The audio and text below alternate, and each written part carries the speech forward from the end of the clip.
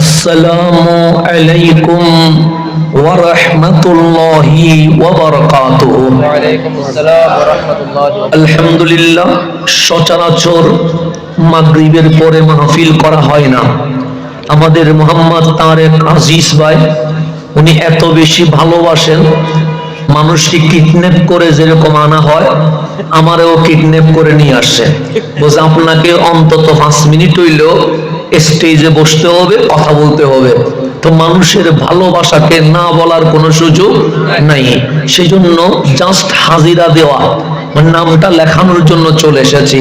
তো মানুষ উদ্বোধন করে আজকের মাহফিল হয়তো আমি উদ্বোধন করে দিলাম, বাকি হুজুর আল্লামা গাজী শফিউল আলম নিজামী মুদ্দাজিল্লুল আলী উনি আছেন, আমার উস্তাদ ডক্টর মৌলানা মুহাম্মদ সাইফুল ইসলাম আল আজহারি উনিও চলে আসবেন। এরপরে আমাদের আপনাদের অভিভাবক আল্লামা আবুল কাসেম নূরি হুজুর উনি সমাপ্তি ঘোষণা করবেন ইনশাআল্লাহ।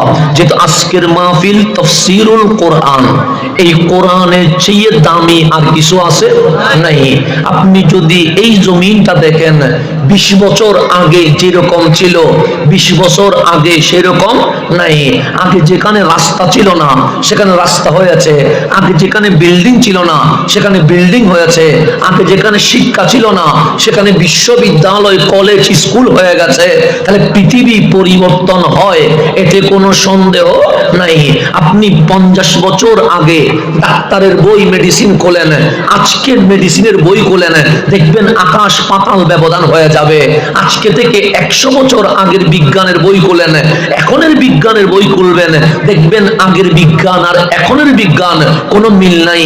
আগের বিল্ডিং বানানোর ধরন দেখেন, এখন বিল্ডিং বানানোর ধরন দেখেন, দেখবেন আকাশ পাতাল ব্যবধান হয়ে গেছে। আল্লাহ বলে যালিকাল কিতাবু লা রাইবা ফি, আমার কোরআনে কোনো সন্দেহ নাই। কেমনে বুঝবা মালিক, কেমনে বুঝবো? সে ডাক্তারের বই চেঞ্জ হয়ে গেছে, ইঞ্জিনিয়ারের বই চেঞ্জ হয়ে গেছে, আইন ল চেঞ্জ হয়ে গেছে, সংবিধান চেঞ্জ হয়ে গেছে, কিন্তু আমি কোরআন তোমাদেরকে দিয়েছি 1500 বছর হয়ে গেছে। কোরআনের একটা শব্দ চেঞ্জ না হওয়া প্রমাণ হয়ে গেছে। ইসলাম হক, আল্লাহ হক, নবী হক, কোরআন হক, এতে আর কোনো সন্দেহ। কোরআন শরীফের বাকি তা হয়ে গেছে, তা কি সা হয়ে গেছে? সূরা ফাতিহা কি সূরা নাস হয়ে গেছে? হয় নাই। আল্লাহ বলে 1500 বছর তোমার সামনে কোরআন রেখে দিয়েছি, দেখো কত পৃথিবীতে কত বই ছিল, সমস্ত বই চেঞ্জ হয়, কিন্তু আমি মওলার কোরআন কখনো চেঞ্জ হয় না। সেজন্য ওরা বাচ্চা আগামীতে যুবক হবে, আমরা যুবক আগামীতে বৃদ্ধ হবে, যারা বৃদ্ধ তারা কবরে চলে যাবে। যেটা পরিবর্তন হয় সেটা চেঞ্জ হয়ে যায়, যেটা চেঞ্জ হয় সেটা ধ্বংস হয়ে যায়।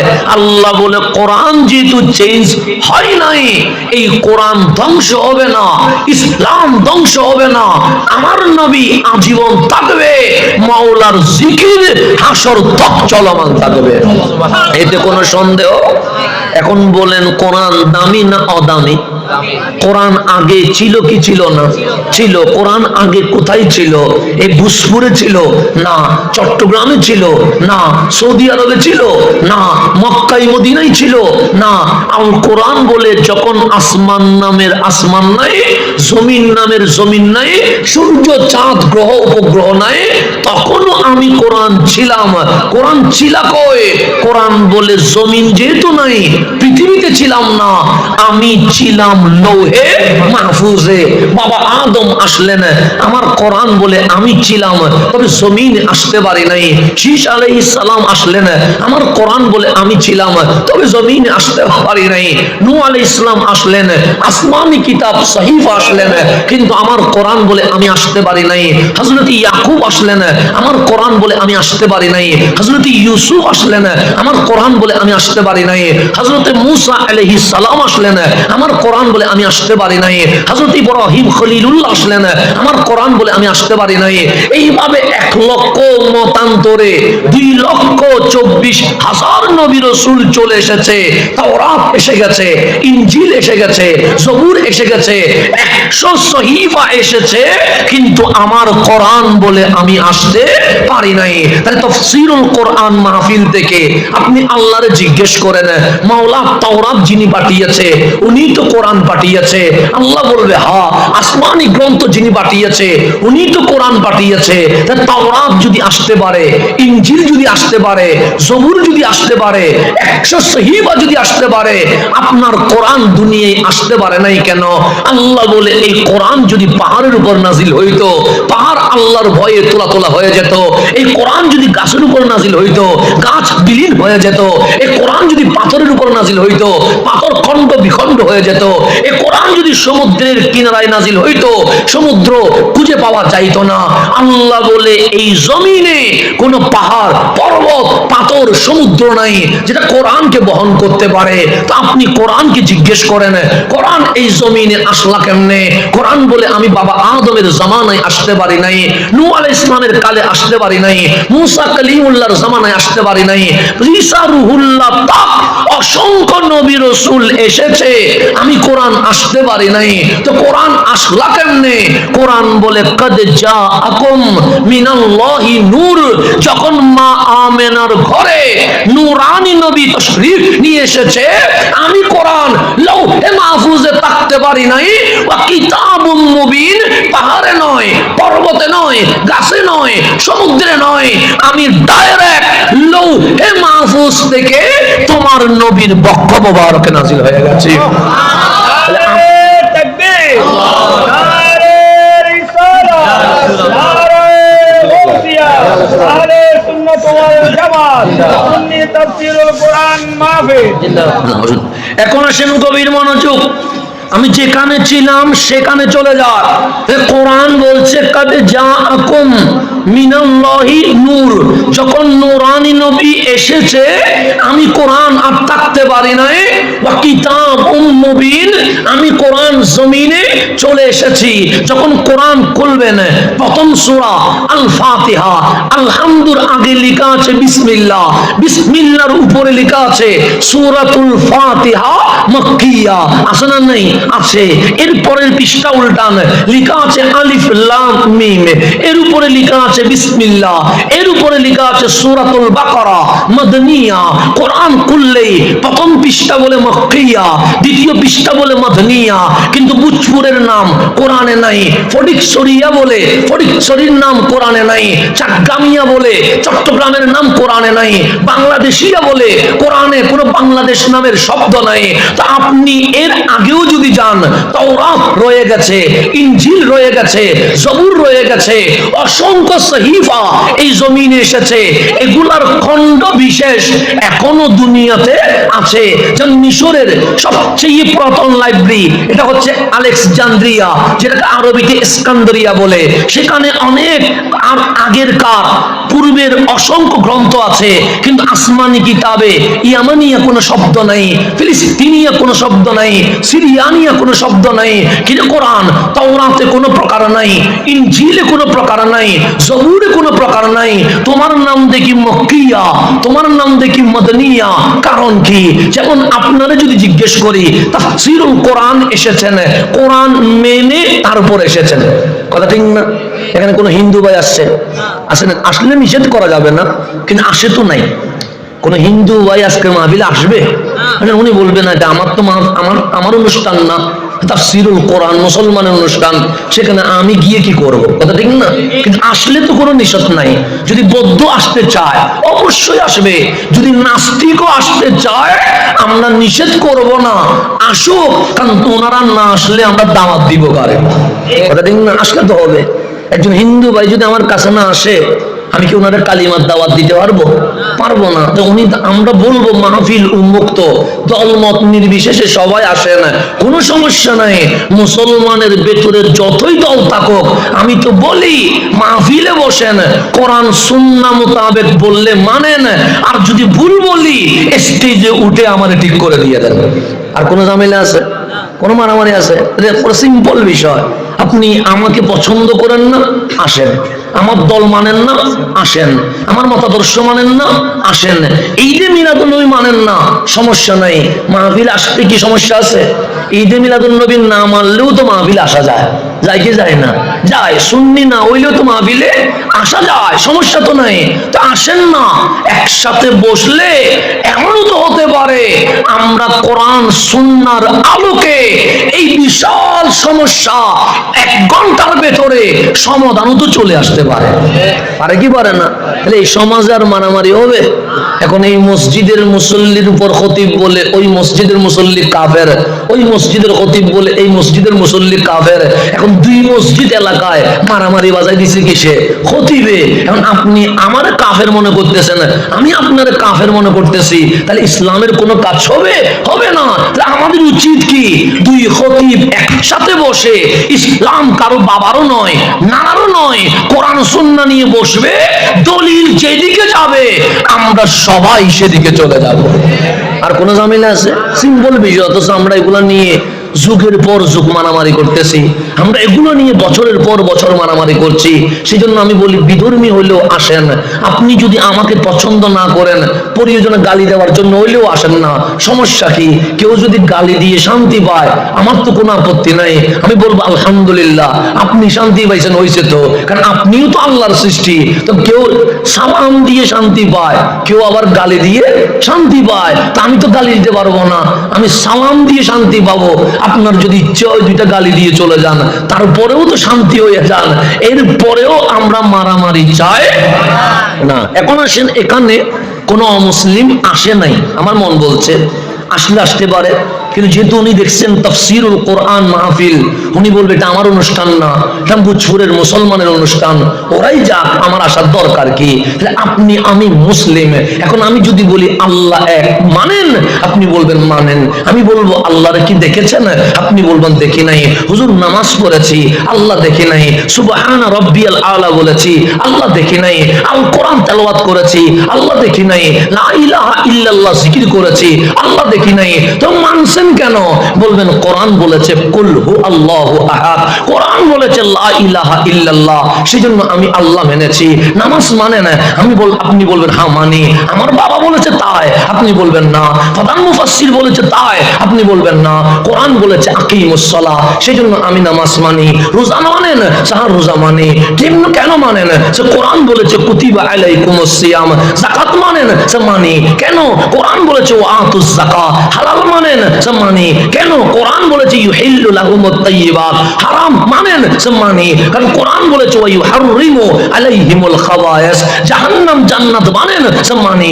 কোরআন বলেছে জান্নাত আছে, জাহান্নাম আছে। কিয়ামত মানেন? সে মানি। কিয়ামত দেখেছেন? সে দেখি নাই।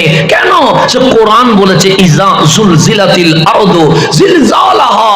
এক কথায় আমরা যারা মুসলমান, আমাদের বিশ্বাস জন্ম থেকে মৃত্যু পর্যন্ত সকল সমস্যার সমাধান মুসলিম উম্মার সংবিধান, এরই নাম আল কোরআন। কথা ঠিক কিনা? তাহলে কোরআন যেদিকে আমরা সেদিকে। আলহামদুলিল্লাহ কেন বলেছি? কোরআন বলেছে আলহামদুলিল্লাহ রাব্বিল বিসমিল্লাহ কেন বলেছি? কোরআন বলেছে বিসমিল্লাহির রহমানির রহিম। কোরআন যেভাবে বলে আমি সেইভাবে করতে রাজি আছি। কোরআনের বাইরে গেলে আপনারা কি তাকে মানবেন? মানবেন? বলেন আমি কোরআন যে মানে না তার সাথে আমার সম্পর্ক নাই, কারণ আমি মুসলিম। আমার সাথে সম্পর্কের 1 নাম্বার হবে কোরআন মানতে হবে। কোরআন বলেছে আল্লাহ এক, আমি বলি আল্লাহ এক। কোরআন বলেছে নামাজ ফরজ, আমি বলি নামাজ ফরজ। কোরআন বলেছে রমজানের চাঁদ উঠলে রোজা রাখতে হয়, আমি বলি রোজা রাখতে হয়। কোরআন বলেছে বছরে 1 বার যাকাত দিতে হয়, আমি বলি বছরে 1 বার যাকাত দিতে হয়। কোরআন বলেছে শক্তি আর টাকা থাকলে, হায়াত হায়াতে জিন্দেগিতে একবার হজ করতে হয়, আমি বলি হজ করতে হয়। কোরআন বলেছে এটা এটা হারাম, আমি বলি এটা এটা হারাম। কোরআন বলেছে এটা এটা হালাল, আমি বলি এটা এটা হালাল।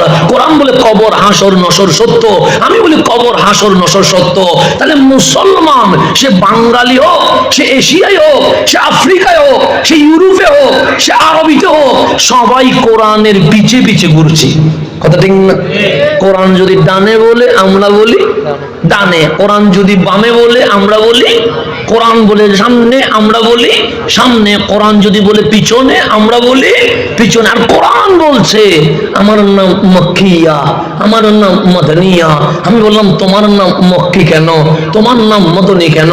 আমার কোরআন বলে আগেও তো আসমানি কিতাব এসেছে। আমরা বললাম হ্যাঁ এসেছে, তাওরাত ইনজিল জবুর এসেছে, 100টা কিতাব এসেছে।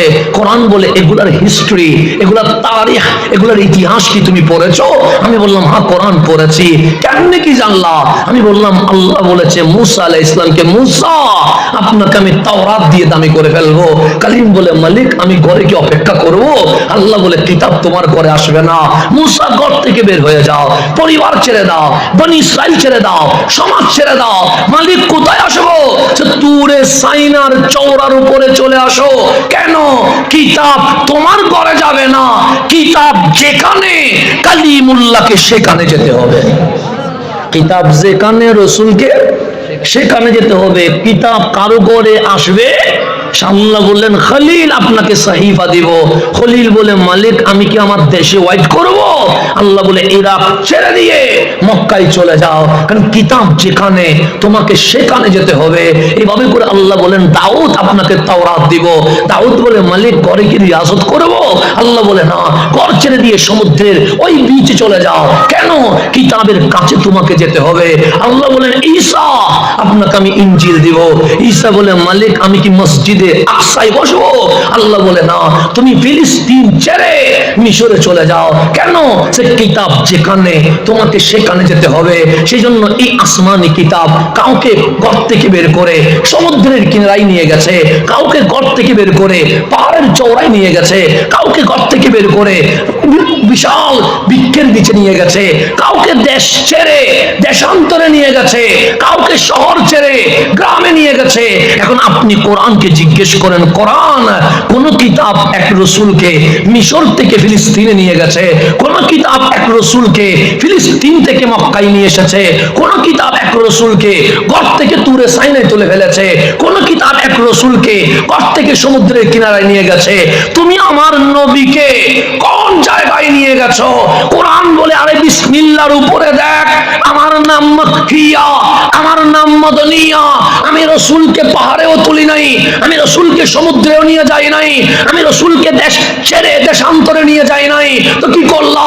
কোরআন বলে রসুল যখন গার হেরায় আমি তখন গার হেরায়, রসুল যখন ঘরে আমি কোরআন ঘরে, রসুল যখন বাজারে আমি কোরআন বাজারে, রসুল যখন মসজিদে আমি কোরআন মসজিদে, রসুল যখন জিহাদে আমি কোরআন জিহাদে, রসুল যখন মেরাজে আমি কোরআন মেরাজে, রসুল যখন দুনিয়ায় আমি কোরআন দুনিয়ায়, রসুল যখন মক্কায় আমার নাম মক্কিয়া, রসুল যখন মদিনায় আমার নাম মদনিয়া। কেন? সে বিশ্ব মুসলিম দৌড়ে কোরআনের পিছে পিছে, আর আমি কোরআন দৌড়ি কামলিওয়ালার কদমে কদমে।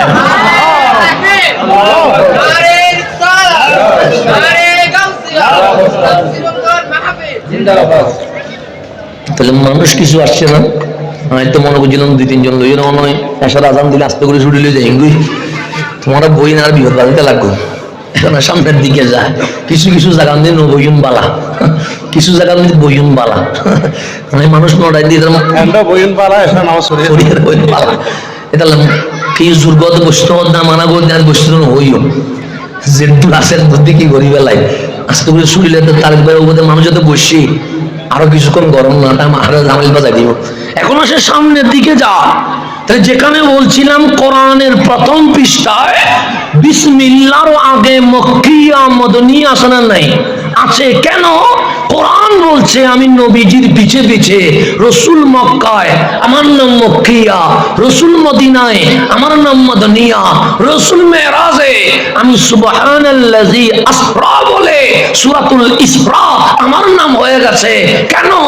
নবী যেখানে আমি সেখানে, তোমরা আসো আমার পিছনে, আমি কোরআন যায় নবীর পিছনে। সেই জন্য আপনার নবী কেমন? যদি বলেন সূর্যের মতো, কম হয়ে যাবে। কেন? উনি পশ্চিমে হাত দিলেন, সূর্য উঠে গেছে। সূর্য জানিয়ে দিয়েছে সূর্যের ক্ষমতা যেখানে শেষ, কামলিওয়ালার ক্ষমতা সেখানে শুরু হয়ে গেছে। আপনি যদি বলেন রসুল চাঁদের মতো, তাও মিথ্যা হয়ে যাবে। কেন?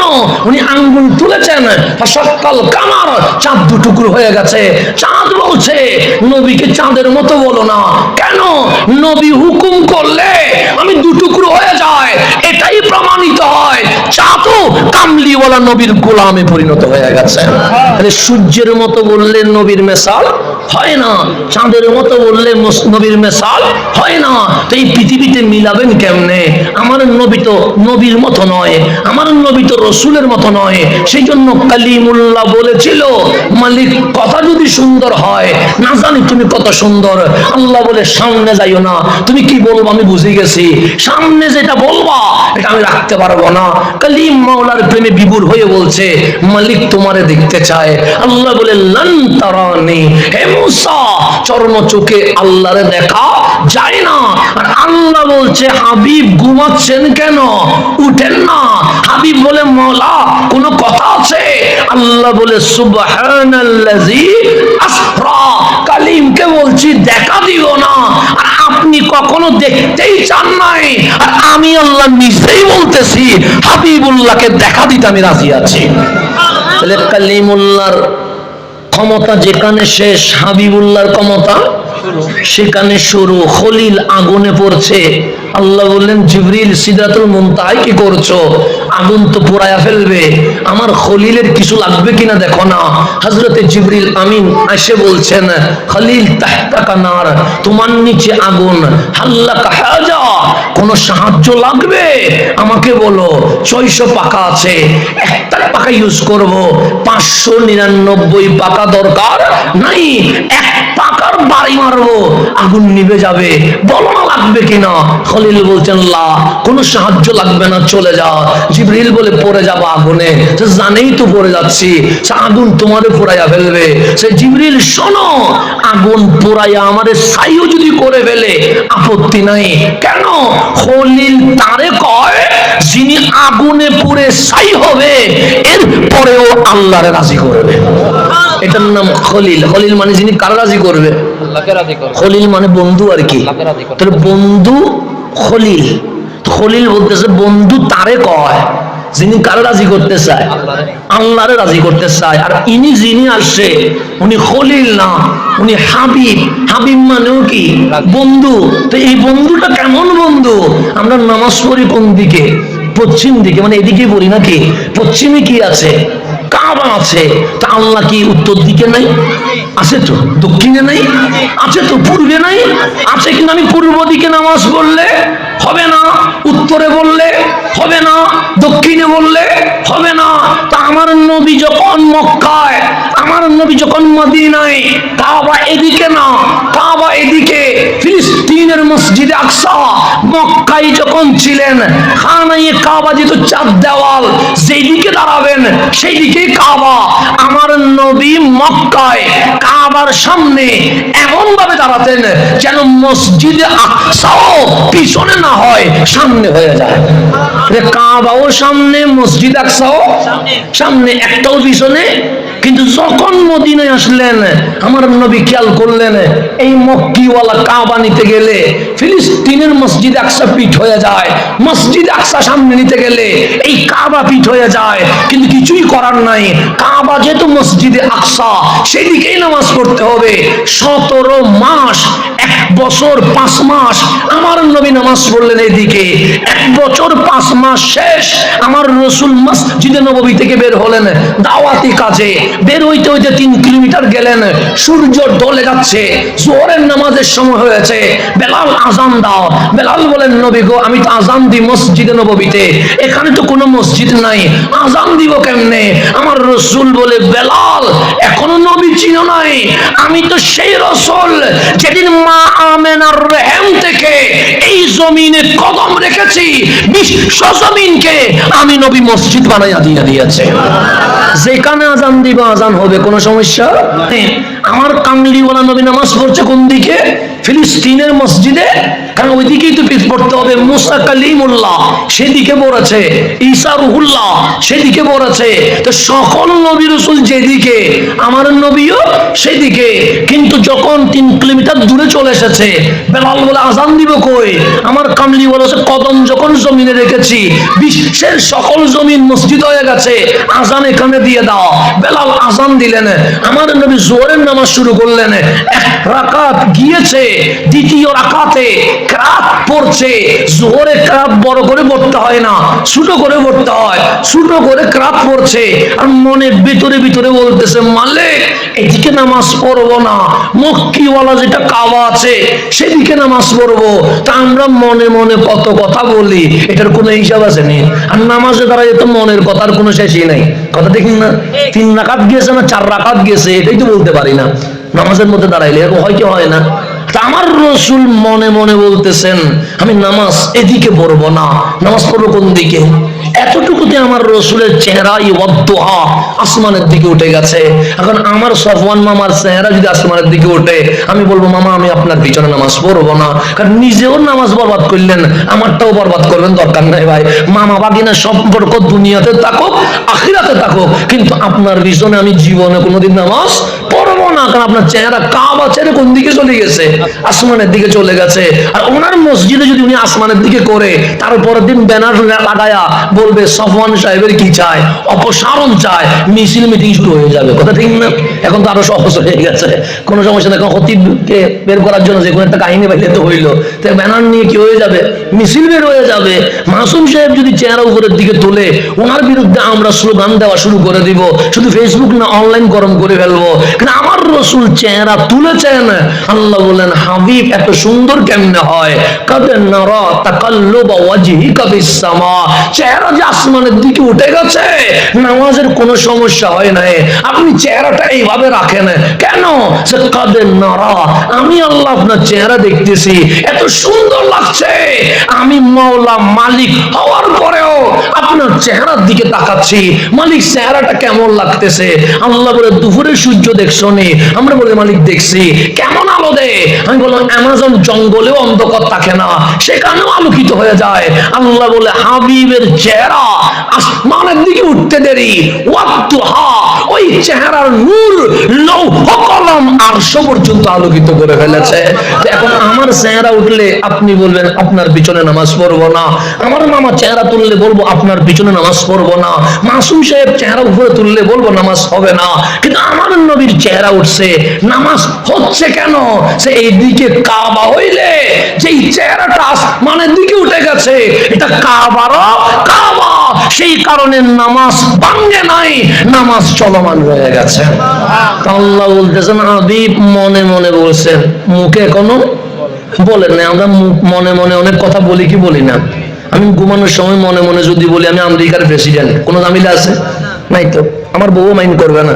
কিন্তু আমি যদি মাইকের মধ্যে উঠি বলি আমি আমেরিকার প্রেসিডেন্ট, আপনারা বলবেন অ্যাম্বুলেন্স নিয়ে আয়, আপনাকে ভর্তি করাইতে হবে। তাহলে মুখে বললে জামিলা আছে, মনে মনে বললে, মনে মনে আপনি জাপানের প্রেসিডেন্ট হয়ে যান, কোনো সমস্যা নাই। মনে মনে আপনি চীন দখল করে ফেলেন, কোনো সমস্যা নাই। কিন্তু মুখে বললে জামিলা আছে না? নাই। আচ্ছা, সেজন্য আল্লাহ বলতেছে বান্দা মনে মনে বলছো চুরি করব, আমি আল্লাহ গুনাহ দিব না। মনে মনে বলছো ডাকাতি করব, আমি ওদেরকে বলে দিব যে গুনাহ লিখিস না, কিন্তু ডাকাতি করতে যাইস না, চাইলে ঝামেলা হয়ে যাবে। সেজন্য মনে মনে বললে কোনো ঝামেলা নাই, কিন্তু মুখে করে ফেললে, বাস্তবায়ন করলে কি হবে? ঝামেলা হবে। এরকম অসংখ্য জিনিস আমরা মনে মনে বলি কি বলি না। ঘুমাইতে যাইয়া জাপান, আমেরিকা, চাইনা সব ঘুরে ফেলে ঘুম থেকে উঠে দেখি বিছানায় পড়ে আসি। এরকম মাঝে মাঝে হয় কি হয় না? হয়ে যায়, এটা স্বাভাবিক বিষয়। কিন্তু আমার রাসূল মনে মনে বলছে, মুখে বলে নাই। আল্লাহ বলে মুখে বলার দরকার নাই। ফালানুওয়াল্লিয়ান্নাকা কিবলাতান তারদাহা, আরে পূর্ব দিয়ে কি করব, পশ্চিম দিয়ে কি করব, উত্তর দিয়ে কি করব, দক্ষিণ দিয়ে কি করব, কিবলা দিয়ে কি করব? হাবিব শুধু আজকে নয়, আপনি নবীকে রাজি করার জন্য 1000 বার কিবলা যদি পরিবর্তন করতে হয়, আমি আল্লাহ আপনি নবীকে রাজি করতে 1000 বার ক্যাবলা পরিবর্তন করতে রাজি আছে। এখানে যদি বলতেন ফালানুয়াল্লিয়ান্নাকাল কিবলা, আলিফ লাম দিতেন, আজকে করব, মানে আজকে বলছেন কোন দিকে হবে, পশ্চিমের কাবা আজকে, কিন্তু কালকে আর করব না। আজকে বলতেছে ফালানুয়াল্লিয়ান্নাকা কিবলাতান তারদাহা, আজকে ভালো লেগেছে কাবা, ফিরে যাবেন, সমস্যা নাই। আগামীকাল যদি সেদিকে ভালো না লাগে, উত্তর বললে উত্তর, দক্ষিণ বললে দক্ষিণ। কিবলাতান একবার নয়, অসংখ্যবার এই কিবলা চেঞ্জ করব, একটাই কারণ, খলিল বলছে বন্ধু তারে বলে যিনি মালিক রাজি করতে চায়, আল্লাহ বলে হাবিব তারে বলে মালিক যারা রাজি করতে চায়। এটার নাম রহমতুল লিল আলামিন। কেমন নবী পাইছেন? ওই নবী পাওয়ার পরেও আমাদের চেহারা দিয়ে হাসি বের হচ্ছে না, ওই নবী পাওয়ার পরেও আমাদের মুখ দিয়ে শুকরিয়া বের হচ্ছে না, ওই নবী পাওয়ার পরেও আমরা আনন্দিত উল্লাসিত হতে পারছি না। তো নবী পেয়ে খুশি হওয়ার দরকার আছে না নাই? যারে খুশি করতে যাচ্ছে কে? আল্লাহ। যারা বলতে আপনারা রাজি করবো আমি, তা আমি উম্মত হয়ে বলা দরকার না হাবিব আল্লাহ যেমন আপনারা রাজি করতে চাচ্ছে, আমরা উম্মত হয়েও আপনি নবীকে রাজি করতে চাই। তো নবীরে রাজি করতে চাইলে নবী এটা কি 2 নম্বরে থাকবে না 1 নম্বরে থাকবে? 1 নম্বরে তো থাকবে। এখন আমাদের বাংলাদেশে হয়ে গেছে নবী 3 নম্বরে, 4 নম্বরে, 5 নম্বরে, দল আর বক্তা হয়ে গেছে 1 নম্বরে। কথা ঠিক না? আমার বক্তা 1 নম্বরে, নবী হয়ে গেছে কয় নম্বরে? সেজন্য নবীর শানে বেয়াদবি করলেও যেহেতু বক্তা আমার বলেছে, আমরা বলি না ঠিক আছে, তো আমার দল যেহেতু নবীর শানে বেয়াদবি করেছে, অন্যজন করলে ফাড়াই গেলাম, কিন্তু আমার দলের বিরুদ্ধে বলা যাবে না। তো দল হয়ে গেছে 1 নম্বরে, বক্তা হয়ে গেছে 1 নম্বরে, নবী হয়ে গেছে কয় নম্বরে? 5 নম্বরে। এর চেয়ে বড় দুঃখ আফসোস এই জমিনে আর হইতে পারে না। আল্লাহ যেন বুঝার তৌফিক নসিব করে। তো আমি যেখানে ছিলাম সেখানে চলে যায়। সেজন্য নবীকে আপনি কিসের সাথে উপমা দিবেন, কিসে আপনি মেসাল দিবেন? সবাই বলে আল্লাহ রাজি হোক, আল্লাহ বলে আগে আমার নবী রাজি হোক। যখন আমার আল্লাহ বলেছেন ওয়ারাফানা লাকা যিকরাক, যখন আমার আল্লাহ বলেছেন লাকাদ কানা লাকুম ফি রাসূলিল্লাহি উসওয়াতুন হাসানা, এরকম যখন নবীর শানে আলাম নাশরাহ লাকা সাদরাক, সাহাবায়ে کرام অবাক হয়ে যাচ্ছে। এমন কোন শান নাই যেই শান আল্লাহ নবীর পক্ষে বলতেছে না, তো নবীটারে মিলাবো কেমনে? সাহাবায়ে کرام বলে আগেও মিলে নাই, এখনো মিলবে না, ভবিষ্যতেও মিলবে না। সবাই গিয়ে বললেন আম্মা জান আয়েশা সিদ্দিকা তাহেরা, একটা মাসআলা জানতে আসছিলাম। মা আয়েশা বললেন রাসূল তো তোমাদের মাঝে আছে, সেনা রাসূলের পাক কাজে গেছে, তো আমার কাছে আসলা যে রাসূলকে জিজ্ঞেস করো। সেনা এই প্রশ্ন রাসূলকে করা যাবে না, যদি বিয়াদবি হয় ঈমান চলে যাওয়ার কি আছে, সম্ভাবনা আছে। আপনি মা দিনেও রাসূল দেখেছেন, হ্যাঁ রাতেও রাসূল দেখেছেন, হ্যাঁ জিহাদেও রাসূল দেখেছেন, হ্যাঁ তো বলেন না আপনি রাসূল কার মতো? আম্মা জান আয়েশা বলে আমার ঘরের তো ছাদ এটা এমন ছাদ, সূর্যের আলো ঢুকে, চাঁদের আলো ঢুকে, বৃষ্টির পানিও প্রবেশ হয়, বাতাস আসলে আমার ঘর নড়াচড়া করে। একদিন পূর্ণিমার চাঁদ ঝিলমিল করছে, পূর্ণিমার চাঁদের সাথে তারকারা ঝিঝিকিমিকি করছে, আর আমার অন্ধকার ঘরে রাসূল যখন ঘুমাইলেন এমন নূর বের হচ্ছে, অন্ধকার ঘর কামলিওয়ালার নূরে আলোকিত হয়ে গেছে। তখন আমি আয়েশা একবার আসমানের দিকে তাকায়া জিজ্ঞেস করছি, এই পূর্ণিমার চাঁদ তুই সুন্দর না আমার ঘরের চাঁদটা সুন্দর? একবার নবীর দিকে তাকায়, একবার ওই চাঁদের দিকে তাকায়। ওই পূর্ণিমার চাঁদ যেন লজ্জা পেয়ে মেঘালয়ের ভিতরে ঢুকে আমাকে বলছে, আয়েশা আমি সুন্দর না, তোমার পাশের পূর্ণিমার চাঁদটা বড় সুন্দর। আমি নবীর কারোর সাথে মিলাইতে পারি নাই। সূর্য বললে ভুল হবে, চাঁদ বললে ভুল হবে, আসমান বললে ভুল হবে, সমুদ্র বললে ভুল হবে, পাহাড় বললে ভুল হবে। তখন সাহাবায়ে کرام বললেন যদি নবী কার মতো বলতে না পারেন, কিয়ামত পর্যন্ত মানুষ জিজ্ঞেস করবে নবী কার মতো। সেজন্য মাওলা আলীকে জিজ্ঞেস করা হলো নবীটা দেখতে কেমন? সে লম্বাও নয় বাটিও নয়। তাহলে সবাই বলেন লম্বা না, সে না লম্বা না, বাটি না, সে বাটি না। বেশি বাটি হইলেও দেখতে ভালো লাগে না, আর বেশি লম্বা হইলে আমরা বলি বেকুবই দেয়, বলি কি বলি না? বেশি লম্বা হইলেও আমি না মাসে লম্বাইয়ে দেয়, বাটি হইলে বাইকতে দেয় না, কিন্তু বাইকতে কেনার মধ্যে মধ্যে তো বাইকতে না। তো বাটি হইলেও জামিলা, লম্বা হইলেও ঝামেলা। তো এখন হইতে হবে কোনটা? মাঝারি। তো আমার মাওলা আলীকে জিজ্ঞেস করছেন নবী কি, নবীর উচ্চতা কেমন? সে লম্বাও নয় বাটিও। তো একজন বলে উঠছে যেহেতু লম্বা নয় বাটি নয়, তাহলে মাঝারি হবে আর কি। আপনারা যদি কয় ফুট বলতে পারবেন না, অবশ্যই বলতে পারবেন। তো মাওলা আলী বলে মাঝারি বলিও না, আপনি তো বললেন লা তাবিল, লম্বা নয়, ওয়ালা কাসির, বাটিও না। তো লম্বার বাটি না হইলে মধ্যবর্তী হবে, সেটাও বলা যাবে না। কেন? ওই বিদায় হজ্জের 16 লক্ষ মানুষ দাঁড়িয়ে আছে, আমির আলী মাথা তুলে দেখি সবার উপরে নবীকে দেখা যায়। দেখলে লম্বাও মনে হয় না, বাটিও মনে হয় না। হাজার মানুষ দাঁড়াইলে কাউরে উপরে দেখা যায় না, যারে উপরে দেখা যায় উনি রহমতুল্লিল আলামিন। তুমি মিলাবেন কেমনে? মাওলা আলী বলে আমি বলতে পারবো না মাঝারি, এটা বলা অসম্ভব। কেন? আমি 1400 সাহাবী হুদাইবিয়াতে দাঁড়াইতে দেখছি, সেখানে সবার উপরে নবীকে দেখছি। আমি বিদায় হজ্জে 16 লক্ষ সাহাবী দাঁড়ানো অবস্থায় দেখছি, সেখানে সবার উপরে রসুলকে দেখছি। কিন্তু চোখ দিয়ে দেখলে লম্বাও মনে হয় না, বাটিও মনে হয় না। আর হাজার লক্ষ মানুষ দাঁড়াইলে সবার উপরে আমার নবীর চেহারাটা দেখা যায়। সেজন্য নবীর মেসাল কোন সাহাবী দিতে পারে নাই। আপনি সামাইল খুলে দেখেন, রসুলের হাতের মেসাল দিতে পারে নাই, রসুলের কপালের মেসাল দিতে পারে নাই, রসুলের সুখের মেসাল দিতে পারে নাই। সবাই বর্ণনা করেছে এত সুন্দর আর হইতে পারে না। দাঁতের মেসাল দিতে পারে নাই। কেমনে দিবে? আমার দাঁত একটা ভিতরে আর একটা বাহিরে, এমন ভাবে সাজানো যেন মুক্তা চড়ছে। সামনের বড় দুটো দাঁত, মাঝখানে গ্যাপ আছে। আমি বলি মাঝখানে গ্যাপ থাকলে তো সুন্দর লাগে না, লাগানো থাকলে সুন্দর লাগে। তো তোমারটা লাগানো থাকলে সুন্দর লাগবে, নবীরটা গ্যাপ থাকলে সুন্দর লাগে। কেন? রসুল যখন কথা বলতেন, হাসতেন, ফাখারাজান নূর, ওই গ্যাপ থেকে নূর বের হওয়া শুরু হয়ে যেত। তো আপনি কেমনে বলবেন রসুল এটা এটার মতো এটার মতো? সাহাবায়ে কেরাম স্তব্ধ হয়ে গেছে। আম্মা জান আয়েশা বলে আমি রাতেও দেখেছি, দিনেও দেখেছি, জিহাদেও দেখেছি, আমি হাঁটা অবস্থায় দেখেছি, দৌড়ানো অবস্থায় দেখেছি, ঘুমানো অবস্থায় দেখেছি, বসা অবস্থায় দেখেছি, কান্না অবস্থায় দেখেছি, হাসি অবস্থায় দেখেছি, কিন্তু নবী কার মতো বলতে পারি নাই। সবাই বললেন না বললে উম্মত কেমনে কি পাবে? তখন আমার আম্মা জান আয়েশা বললেন, হে নবীর সাহাবী, তোমাদের কাছে কি কোরআন আছে? আছে। কত পারা? 30 পারা। কোরআনকে হাঁটতে দেখেছো? সে দেখি নাই। বসতে দেখেছো? সে দেখি নাই। কান্না করতে দেখেছো? সে দেখি নাই। কখনো বা হাসতে দেখেছো? সে দেখি নাই।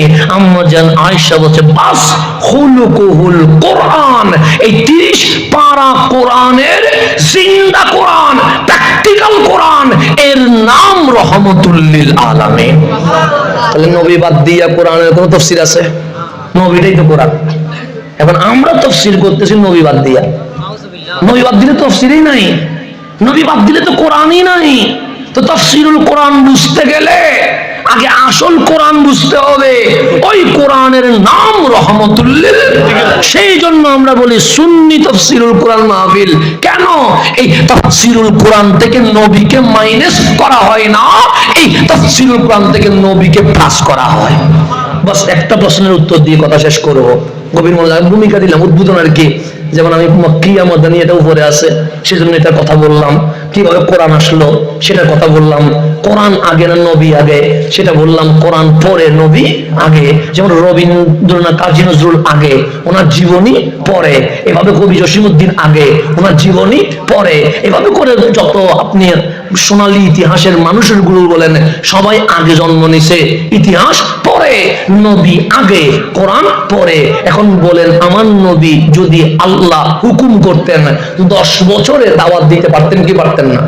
পারতেন। 15 বছরে, 25 বছরে আরো ভালো হইতো, কারণ তখন কি থাকে? জওয়ানি থাকে। কিন্তু আল্লাহ আমার রসুলকে বলতেছেন ইকরা, কয় বছরে? 40 বছর পার হয়েছে। 40 বছর পরে কি মানুষ শক্তিশালী হয় না দুর্বল হয়?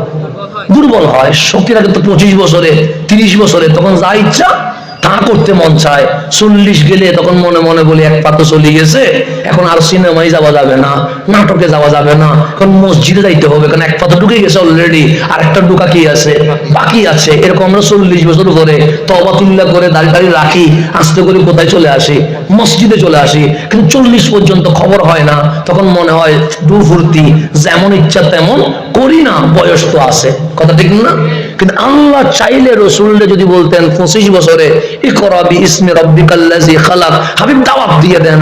25 বছরের শক্তি কি কম ছিল না বেশি ছিল? কিন্তু আল্লাহ 25 বছরে বলে নাই, 30 বছরে বলে নাই, 35 বছরে বলে নাই। 40টা বছর হায়াতের 3 ভাগের 2 ভাগ চলে গেছে, আর আছে কয় ভাগ? 1 ভাগ। 40 বছর পরে বলছে আর কতদিন? ইকরা, দাওয়াত শুরু করেন না। হাবিব বলে মওলা আপনি হুকুম করেন নাই বলেই তো আমি রিয়াজতে ব্যস্ত আছি। আল্লাহ বলে হুকুম মিলে গেছে। 40 বছর পরে আমার নবী যখন বলেন তাআলাও ইয়া আহলা মক্কা, মক্কাবাসী আয় আয়, মক্কাবাসী বলছে কখনো ডাকে নাই, ডাকছে কেন দেখে আসি। কামলিওয়ালা বলেন ইকরা বিইসমি রাব্বিকাল্লাযী খালাক। জীবনে কখনো এই কোরআন শুনে নাই, আজকে শুনলেন, চুপ বড় হয়ে গেছে, মুখ হা হয়ে গেছে। কামলিওয়ালা বলেন মা বালুকুম, কি হয়েছে তোমাদের? আজাব আলাইনা, বড় আশ্চর্য হয়েছি আমরা। সে কেন? সে মা হাজিহি, এগুলা কি? আপনি কি বলছেন? আমার বাবা তো কখনো বলে নাই, দাদা তো কখনো বলে নাই, নানা তো কখনো বলে নাই। কামলিওয়ালা মুস্কি হাসি দিয়ে বলবে কেমনে? মা ইয়ান্তিকু আনিল হাওয়া ইন হুয়া ইল্লা ওয়াহয়ু ইউহা। টট আমার, জিহ্বা আমার, কালাম যেটা বাইর হইছে এটা আমার নয়, এই জিহ্বা দিয়ে মাওলার ওহী বের হয়ে গেছে, মাওলার কালাম বের হয়েছে। তখন সবাই অবাক হয়ে বললেন কি বলতে চান? আমার নবী বলে দাওয়াত 3টা। 1 নম্বর লা ইলাহা, 2 নম্বর আমি সাধারণ কেউ নয়, আনা রাসূলুল্লাহ। 3 নম্বর যে তেলাওয়াত করছি এগুলো আমার বাবার দাদার নানা থেকে শিখি নাই। ইন্নাহু লাকুরআনুল কারীম, এটাই কোরআনে কারীম, যেটার মাঝে কোনো সন্দেহ নাই। আবু জাহেল বললেন আপনি বললে কি বিশ্বাস করব? আমার নবী বলে বিশ্বাস করবা না কেন? সে বিশ্বাস করবা না। এখন যেটা বলতে যাচ্ছিলাম, কয় বছর বললাম? 40 বছর। আল্লাহ বলছে হাবিব ওরা যে জিজ্ঞেস করবে আল্লাহ যে এক, দলিল কি? আপনি যে রসুল, প্রমাণ কি? কোরআন যে কালামুল্লাহ, এর ডকুমেন্টস কি? তা আমার জানা ছিল। সেই জন্য আমি 40টা বছর আপনাকে মক্কার জমিনে ছেড়ে দিয়েছি। আপনি জিজ্ঞেস করেন মক্কাবাসীরে, হে মক্কার মানুষ আমারে চিনো? সবাই বললেন চিনি। বলো মানুষ হিসেবে কেমন? সবাই বললেন এটা জাহিলিয়তের যুগ, এটা জুলুমাতের যুগ, পানির মতো মানুষ মদ পান করে, রাস্তায় ওপেনলি জেনা করে। কিন্তু আমরা সাক্ষী দিচ্ছি এই 40 বছর আমরা আপনাকে দেখেছি, আপনি কখনো মিথ্যা বলেন নাই, আপনি কখনো পাপ করেন নাই, আপনি কখনো অপরাধ করেন নাই, আপনি মাসুম। আল্লাহ বলছেন লাকাদ লাবিস্তু ফীকুম উমারা। আপনি তাদেরকে বলে দেন মা আমেনার ঘর থেকে গারে হেরা পর্যন্ত আমি নবী 40 বছর তোমাদের সামনে হেঁটেছি, বসেছি, শুয়েছি, সংসার করেছি, লেনদেন করেছি। আমি নবীর মাঝে ভুল না থাকা, অপরাধ না থাকা, পাপ না থাকা, আমি নবীর মাসুমিয়ত, আল কোরআন হক, কালিমা হক, ইসলাম হক, এটার প্রমাণ হয়ে গেছে। নবী হচ্ছে প্রমাণ, সেজন্য কোরআন থেকে সব মানছেন। কোরআন যে কালামুল্লাহ, এটার প্রমাণ কি? কোরআন বলবে একটাই প্রমাণ, তোমার নবী আমারে কোরআন বলেছে, এই ছাড়া আর কোনো প্রমাণ না। এটা তাফসীরুল কোরআন যদি বুঝতে হয় নবীকে সামনে নিয়ে বুঝতে হবে, নবীকে পিছনে দিয়ে কোরআন বুঝলে হেদায়েত হবে। আল্লাহ যেন আজকের মাহফিলকে কবুল করে নেন। আলহামদুলিল্লাহ, হুজুর আজকে সকাল থেকে এখানে বসে আছে। আমি হুজুরের কোরবানি দেখে অবাক হয়েছি, কোন সকাল 10টায় এসেছে আর এখনো পর্যন্ত বসে আছে। আর আমরা কি করছি? আলহামদুলিল্লাহ, তারেক ভাইয়ের মহব্বতে আমাদের সিবাতলী বহুমুখী কামিল মাদ্রাসার প্রধান মুফাসসির, উস্তাজুল উলামা এবং আহলে সুন্নাত ওয়াল জামাতের মান্যবর প্রেসিডিয়াম, আমাদের সকলের রাহবার হুজুর আল্লামা গাজী শফিউল আলম নিজামী কদমহু আলা আইনি ওয়া রাসি, হুজুরের আগমনকে স্বাগত জানিয়ে আমরা বলি মারহাবা। বিদায় নিলাম। আসসালামু আলাইকুম ওয়া রাহমাতুল্লাহ।